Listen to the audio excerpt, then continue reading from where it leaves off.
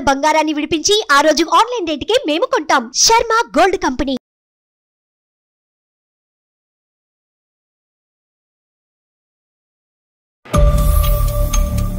ఎంతనన్న వయసు 13 years?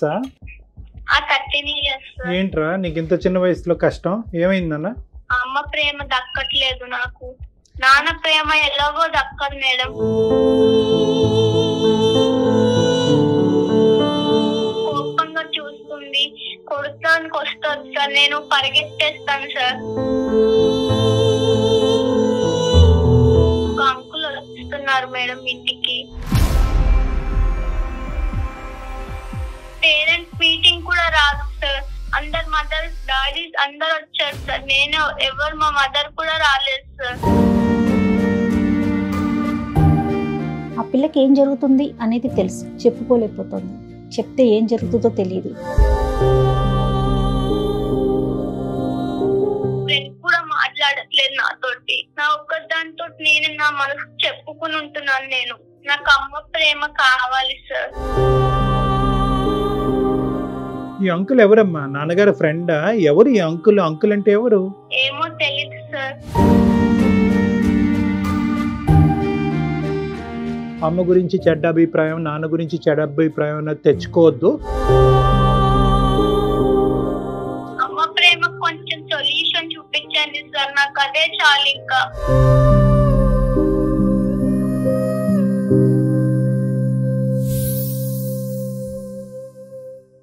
Welcome to అందమైన జీవితం. నమస్తే కళ్యాణ్ గారు. నమస్తే జయ గారు. నమస్తే అండి. కళ్యాణ్ గారు, నేను ఒక మెయిల్ చూసానండి. ఒక 8th class చదువుకునే పాప, 8th standard అంటే సుమారు 13 ఏళ్ళు అనుకుందాం, అంతే. 13 ఏళ్ల పిల్ల మన ప్రోగ్రామ్కి ఒక మెయిల్ పెట్టిందండి.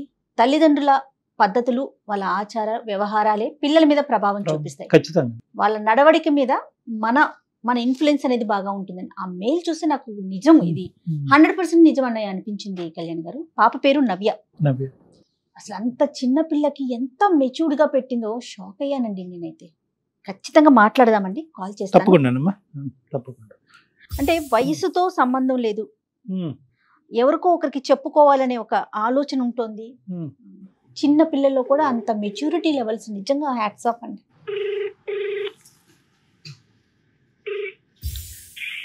హలో, నవ్య అమ్మా మాట్లాడేది? అవును మేడం. అమ్మ, నేను జయాని అందమైన జీవితం ప్రోగ్రామ్ నుంచి కాల్ చేస్తున్నాను నాన్న. మాట్లాడొచ్చా నీతో? నమస్తే అమ్మా, మాట్లాడొచ్చా? మాట్లాడచ్చు మేడం. ఓకే, నీ మెయిల్ నేను చూసాను. నీ ఎమోషన్స్ మొత్తాన్ని మెయిల్లో పెట్టావు నాన్న. మరి డాక్టర్ గారు ఉన్నారు, కళ్యాణ్ చక్రవర్తి గారు. డాక్టర్ గారితో మాట్లాడతావా మరి? మాట్లాడతాను మేడం. ఓకే అమ్మా నవ్య, ఎంతనన్న వయసు? 13 years? 13 years. ఏంట్రా నీకు ఇంత చిన్న వయసులో కష్టం ఏమైందన్న? సార్, నేను చెప్పుకోలేని బాధ సార్. ఏంటమ్మా అది? నేను అమ్మతోటి ప్రేమ పంచుకోలేకపోతున్నాను మేడం. అంటే ప్రేమ పంచుకోలేకపోవటం అంటే? అమ్మ ప్రేమ 6 months నుంచి నాకు ఇవ్వట్లేదు మేడం. అంటే ఏంటమ్మా? కొద్ది వివరంగా చెప్పరా అమ్మా, ధైర్యం తెచ్చుకుని కొద్ది వివరంగా చెప్పు. మెయిల్ పెట్టావు కదా. అవును మేడం, అమ్మ ప్రేమ దక్కట్లేదు నాకు. నాన్న ప్రేమ ఎలాగో దక్కదు మేడం. అంటే ఏ విధంగా నాన్న? ఏ విధంగా అంటే ఒక అంకుల్ వస్తున్నారు మేడం ఇంటికి.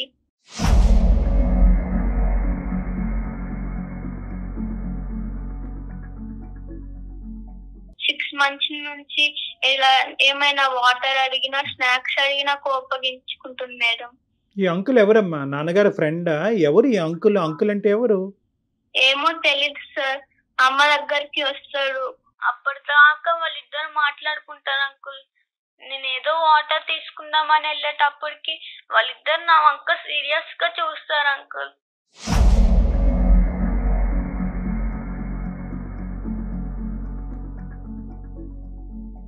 అమ్మతో మాట్లాడటానికి వస్తాడా?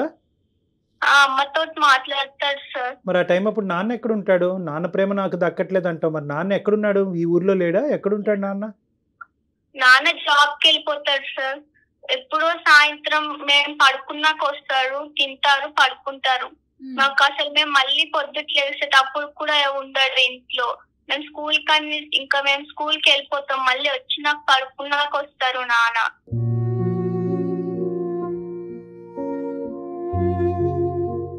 ఎంతమంది నాన్న మేము అంటున్నావు? నీకు ఇంకా మేము తమ్ముడు? ఇద్దరం మేడం. ఇద్దరు? అవును మేడం. ఎవరు నీ తర్వాత ఉన్నారా? నేను మా తమ్ముడు. తమ్ముడు ఏం చదువుకుంటున్నాడు? తమ్ముడు 5th క్లాస్ మేడం. మరి తమ్ముడికి కావాల్సినవన్నీ ఎవరు చేస్తారమ్మా నవ్య? అమ్మే చేస్తారు మేడం. నన్ను 6 months నుంచి అసలు చూడట్లేదు. అంతకు ముందు ఎలా ఉండేవారు? చాలా ప్రేమగా ఉండేవారు. నాన్న అంత పట్టించుకునేవారు కాదు. నాన్న జాబ్ లో నాన్న ఉండేవారు. మాకు అంత ప్రేమ ఇచ్చింది అమ్మే. మా అమ్మ ఇలా మారటానికి కారణం ఏమంటావు అమ్మా? ఏదో అంకుల్ ఏదో అన్నావు, అంటే ఆ అంకుల్ రావటం వల్ల అమ్మ మీకు ప్రేమ ఇవ్వట్లేదా ఏంటి? నాకు అర్థం కావట్లేదు. అవును సార్, అంకుల్ రావడం వల్ల మాకు ఒక చిన్న ప్రేమ కూడా ఇవ్వలేకపోతున్నారు.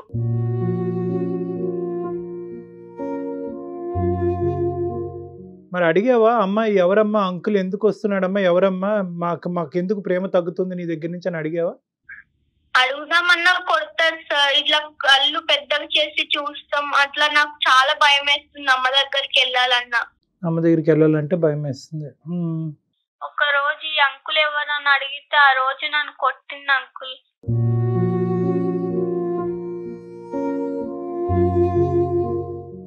ఎవరి దగ్గరైనా డిస్కస్ చేసావా నవ్య ఈ విషయాన్ని? ఏమ్మా?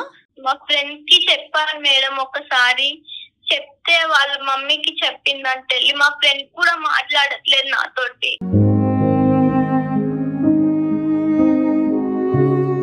ఇంకెవరితో ఎలా ఉండాలి మేడం? నా ఒక్కదానితో నేను నా మనసు చెప్పుకుని ఉంటున్నాను నేను.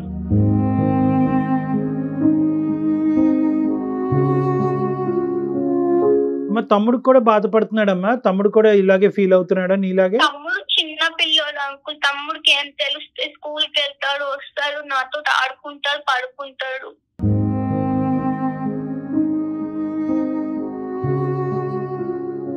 కానీ ఎవరికి పెద్దవాళ్ళతో ఎవరు మాట్లాడలేదమ్మా? నువ్వు పడే బాధ ఎవరికి పెద్దవాళ్ళతో ఎవరు చెప్పుకోలేదు? అమ్మమ్మ వాళ్ళు కానీ నాయనమ్మ వాళ్ళు కానీ ఎవరితో మాట్లాడతావమ్మా నవ్య? వాళ్ళు అమ్మమ్మ దగ్గరికి వెళ్తాను మేడం హాలిడేస్ వస్తే. అంటే ఇప్పుడు వరకు ఏం చెప్పలేదు అమ్మమ్మకు కూడా.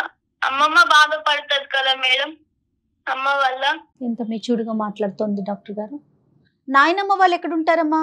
నానమ్మ వాళ్ళు ఊర్లో ఉంటారు మేడం. అమ్మమ్మ వాళ్ళు కూడా ఊర్లోనే ఉంటారు. నాన్నగారితో నీకు సండే ఏమి ఉండరా? మీ ఫాదర్ డాడీ ఇంట్లో ఏమి ఉండరా సండే కూడా? పొద్దుటే వెళ్ళిపోతారు మేడం, మళ్ళీ సాయంత్రం వస్తారు. చదువు ఎలా ఉంది నాన్న నీది? నీ చదువు ఎలా ఉంది? నాకు చదువు అర్థం కావట్లేదు అంకుల్. ఇంట్లో డాడీ పట్టించుకోవడం అంకుల్, అమ్మ కూడా పట్టించుకోవట్లేదు అంకుల్. నాకు ఏడుపు వస్తుంది అంకుల్.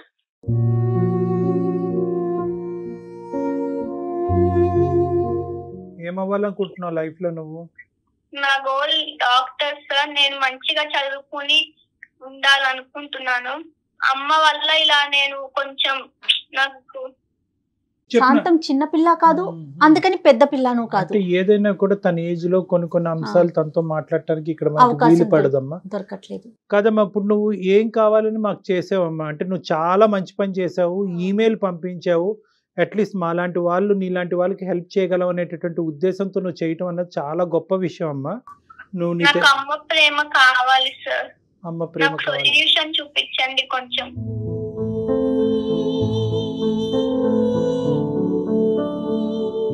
అంటే నీతో ఏం మాట్లాడాలో కూడా తెలియని పరిస్థితి నవ్య. కానీ కాదు డాక్టర్ గారు, ఒక్కసారి వాళ్ళ అమ్మమ్మ వాళ్ళతోనూ నాయనమ్మ వాళ్ళతోనూ డిస్కస్ చేస్తే ఎలా ఉంటుందంటారు? అది ఒక సొల్యూషన్. నాన్నకి అమ్మకి రిలేషన్షిప్ ఎలా ఉందమ్మా నవ్య? బానే ఉంటారు సార్. నాన్న సాయంత్రం వచ్చినా కూడా అన్నం అవన్నీ పెట్టి పడుకుంటారు సార్ అమ్మ. అలాంటివి కొంచెం 6 months నుంచి అంత ప్రేమ ఇవ్వట్లేదు ఎవరికి. నాన్నతో ఎప్పుడన్నా చెప్పడానికి ప్రయత్నం చేసావా? అంటే పేరెంట్ టీచర్ మీటింగ్స్ నాన్న ఉండరు సార్, సాయంత్రం వస్తారు అంతే. మళ్ళీ మేము పొద్దుట చూసేటప్పటికి వెళ్ళిపోతారు జాబ్ కి. స్కూల్ కి మేము లేవుస్తాము కదా సార్, నాన్న ఇంకా ముందరే వెళ్ళిపోతారు. కానీ అమ్మే కదా నాన్న నవ్య. అంటే ఈ 6 నెలలు తప్ప దానికి ముందు అమ్మ అయితే కనుక మీతో పాటే ఉంది, మీకు కావాల్సినంత ప్రేమ ఇచ్చింది, మీరు అడగకుండానే బోల్డ్ అని ఇచ్చింది. సో అలాంటి అమ్మ అంతలా మారిపోతుంది అని నేను అనుకోవట్లేదు నాన్న. అంటే నువ్వు చూసింది నువ్వు, అనుభవించింది నువ్వు, కాదనట్లేదు. కానీ నీ వయసులో ఏంటంటే తల్లి గురించి కానీ, ప్రేమించేటటువంటి వాళ్ళ గురించి కానీ సహజంగా ఇలాంటి మిస్అండర్స్టాండింగ్స్ రావటం ప్రేమకి తూకం వేయలేం కదా నాన్న. ప్రేమ ఇప్పుడు ఇచ్చింది ఇవ్వలేదు అన్నది అమ్మతోనే మాట్లాడితే, ఈ వ్యక్తి అన్నది పక్కన పెట్టేసి, అది నీకు వయసుకు మించిన సబ్జెక్టు, అక్కడ ఏమవుతుంది అన్నది మాకు తెలియదు. ఆ సబ్జెక్ట్ నీతో మేము మాట్లాడదలుచుకోలేదు. అట్లీస్ట్ అమ్మ పక్కన కూర్చుని అతను లేనటువంటి టైంలో, అతను ఉన్నప్పుడు డిస్టర్బ్ చేస్తామని అమ్మ ఫీల్ అయ్యేటట్టు అయితే కనుక, అతను లేనటువంటి టైంలో అమ్మతో పాటు కూర్చుని, అమ్మ నాకు ఇక్కడ తక్కువ అనిపిస్తుంది అమ్మ, ఐ వాంట్ దిస్ అంటే నేను ఇవ్వను పో అంటదా అమ్మ? అవును సార్, కోపంగా చూస్తుంది, కొడతానికి వస్తుంది సార్, నేను పరిగెత్తేస్తాను సార్.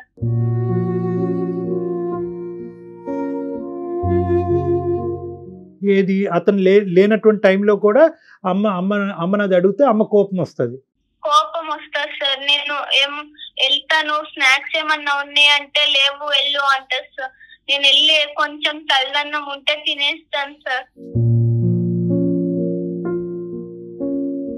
అతను ఎంతసేపు ఉంటాడు ఇంట్లో, మీ ఇంట్లో?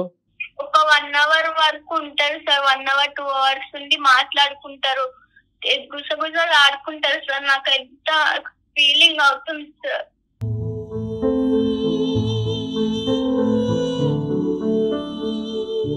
మేము బయటకు వెళ్ళి సంవత్సరం అయిపోయింది అంకుల్.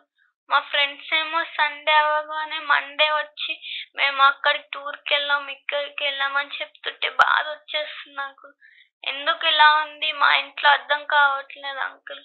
నువ్వు ఒకటి అర్థం చేసుకోనన్నా, నీ బాధ చాలా, నీ చిన్న వయసుకి ఎవరికి రాకూడదు నాన్న. నీ చిన్న మనసు చాలా గాయపడింది, కాదనట్లేదు. కానీ ఈ టైంలోనే నువ్వు ధైర్యంగా ఉండాలి. ఇలాంటి ప్రాబ్లమ్స్ సహజంగా వస్తూ ఉంటాయి. దీన్ని ఒక కంక్లూజన్ తీసుకెళ్ళొద్దు, ఒక రాంగ్ కంక్లూజన్కి ఏది రావద్దు. నీ మనసు పాడు చేసుకోవద్దు. అమ్మ గురించి చెడ్డ అభిప్రాయం, నాన్న గురించి చెడ్డ అభిప్రాయం అన్నది తెచ్చుకోవద్దు. ఓకే, మనకి ఏం జరుగుతుంది ఏంటి అన్నది మనకి ఏమీ తెలియదు. నీ మనసు పాడవుతుంది అంటే కనుక నువ్వు ఒక నెగిటివ్ కంక్లూజన్కి వచ్చేవేమో అని నాకు అనిపిస్తుంది. అలా రావద్దు. ఎందుకంటే కనుక నీకు నీ లైఫ్లో ప్రయారిటీస్ ఉన్నాయి. నువ్వు ఒక డాక్టర్ అవ్వాలి అనుకుంటున్నావు, బాగా చదువుకోవాలని అనుకుంటున్నావు. నీ మనసు అటువైపు డైవర్ట్ అవ్వకుండా నీ స్టడీస్ మీద ఫోకస్ పెట్టుకో. నీకేమైనా హాబీస్, ఇంట్రెస్ట్ ఉంటే కనుక అవి డెవలప్ చేసుకుని ఆ విధంగా డైవర్ట్ చేసుకో. అమ్మ దగ్గర నుంచి రావాలి. కొంచెం సొల్యూషన్ చూపించండి సార్, నాకు అదే చాలు. ఇంకా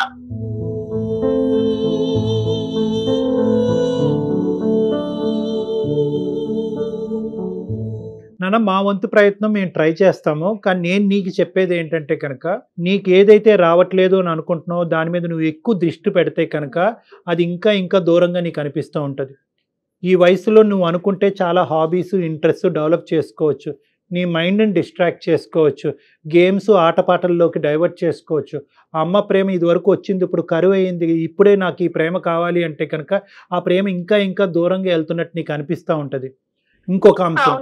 ఇంకొక అంశం నేనేమంటున్నానంటే, నీ చుట్టుపక్కల నువ్వు బాగా నమ్మి నువ్వు కాన్ఫిడెంట్గా ఉండేటటువంటి వ్యక్తులు ఎవరు ఉండకపోరమ్మా.